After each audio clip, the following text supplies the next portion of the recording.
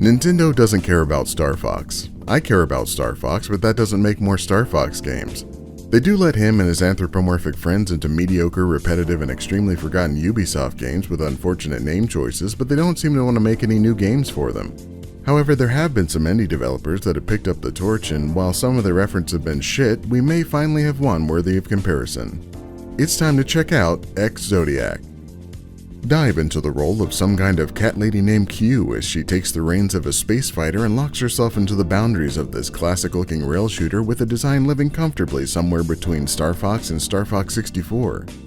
Much like those adventures in going one direction, killing every enemy that conveniently never attacks you from behind, you'll be making your way across this linear map, hopping from world to world, killing as many things in a corridor of chaos as you can.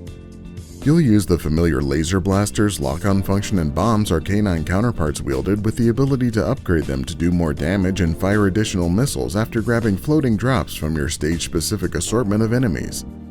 Each world will provide a uniquely designed path filled with a distinct collection of creatures, ships, and obstacles with the singular goal of fucking you up. They also each culminate in a world-appropriate boss that accommodates for your perpetual forward movement by flying backwards the entire time. Despite their consistently massive size, devastating weapons, and general immunity to your attacks, they thankfully have decided to place several weak points all over their exteriors for you to target and blast until they explode.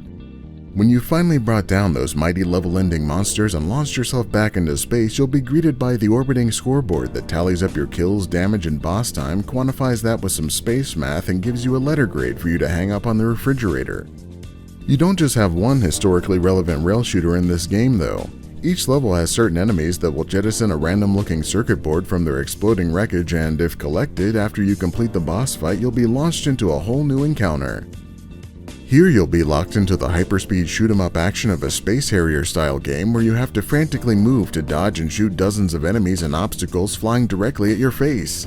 Now you can finally die from slamming into a bush like you've always dreamed would happen. Ex-Zodiac, showing us once again that indie devs can do what Nintendon't. I've waited a while for a game that can deliver a classic-feeling rail shooter without compromising on quality, and I'm glad to see Ex-Zodiac achieve that. Each world creates distinct encounters and has excellent design from the levels to the bosses and everything in between.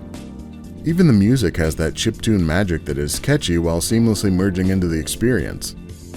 I do have a small issue with how you have to replay a level to get to the bonus levels, and then you only have one shot to complete them, and despite the replayability aspect of score chasing and unlocking those levels, the game still feels very short. It is an early access though, and one of the first mentions is how they're effectively doubling the game with 6 more levels as well as secret paths and more of that Star Fox inspired goodness.